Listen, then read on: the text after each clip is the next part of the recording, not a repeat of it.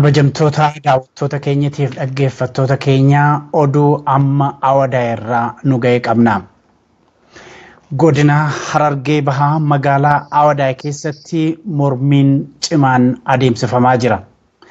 Egaa akkuma amma karaa keessatiin nu ga'een karaan gara magaalaa Awadaa itti seenan sadanuu cufamaniiru yookiin mormiidhaan cimaa jiru. Achittis dhukaasni jabaatee jira. Karaan gara magaalaa Awadaa seenan sadanuu mormiif dhukaasan ugguramaa jiru. Karaan kunis akka nu ga'etti karaan Maayaa, karaan Shariifaa, karaan Ganda Muummee isaan kuni waraana wayyaanitiin marfamanii jiru. Dhukaasa guddaatu dhaga'ama. Qeerroonis jiraattonni magaalaas akkasumas qonnaan bultoonni fincila gochaa jiru yookiin mormii isaanii dhageessisaa jiru. Rasaasni akka bokkaatti roobaa jedhu warri karaa keessatiin amma odeeffannoo nu ergan. Haaluma wal fakkaatuun dhukaasni gurguddaan akka adeemsifamuudha.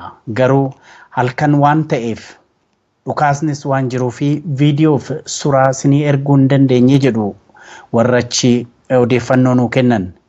Qeerroon naannoo sanaa, qeerroon naannoo Awadaa qabsoo guddaarra jirti nu birmadhaa jedhaniiru warra Awadaa. Dhukaasni daran jabaataa akka deemedha qeerroon Awadaa kan nu ibsaa jiran. Akka bokkaatti roobaa jira rasaasni jedhu. Qeerroon mormii finiinsaa jira. Kanaaf qeerroon naannoo sanaa of eeggadhaa, qeerroon naannoo biraammoo nu birmadhaa jedhu. Akka qeerroon Awadaa jedhutti addallee iddoo jedhamu waraanni oraalii tokko yeroo dhiyootti dhufee jira. Humni addaa immoo amma qaqqabaa jira jedhaniiru. Egaa kabajamtoota daawwattoota keenyaa kan ammuma kana karaa keessatiin na qaqqabee odeeffannoo nu qaqqabee ture kan dubbisee mee qeerroon magaalaa Awadaa tokko immoo maal jedha wajjiniin haa hordofnu.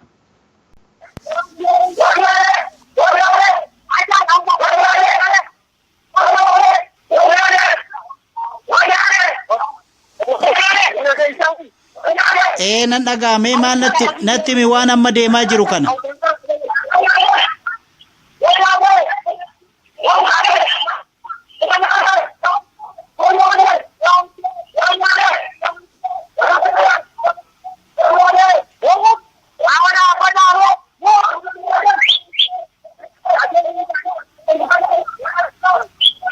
Hello, sitti dhagaama?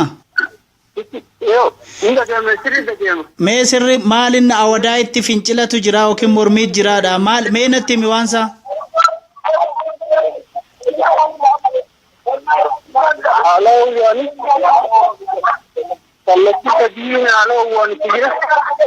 Hayyee.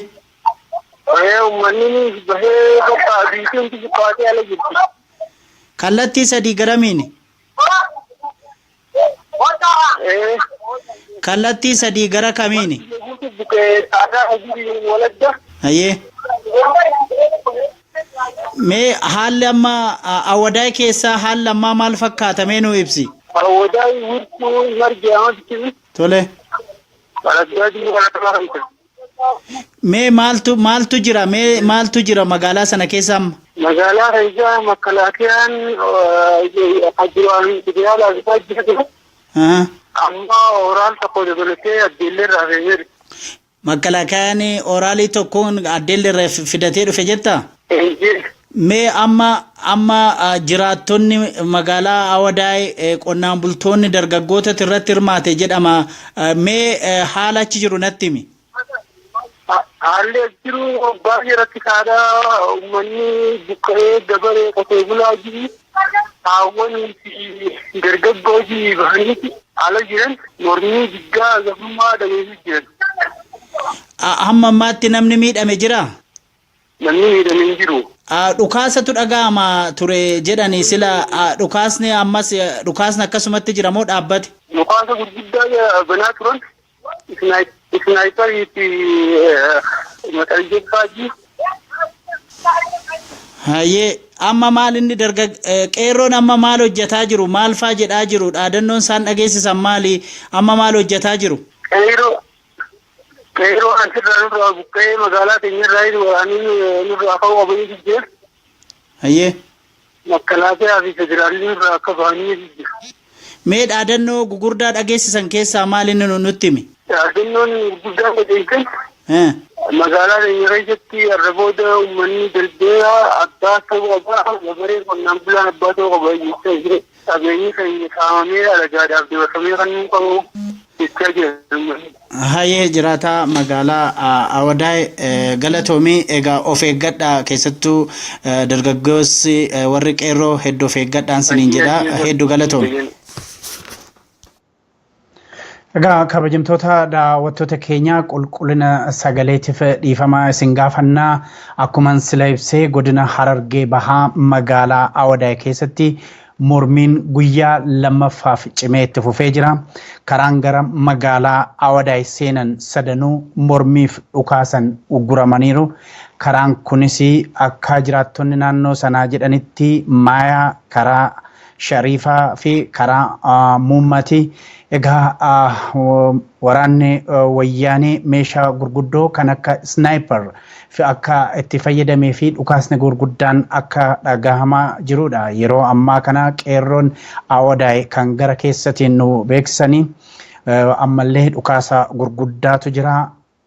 Rasaasni akka bokkaatti roobaa jira jedhu dargaggoonni Awadaay.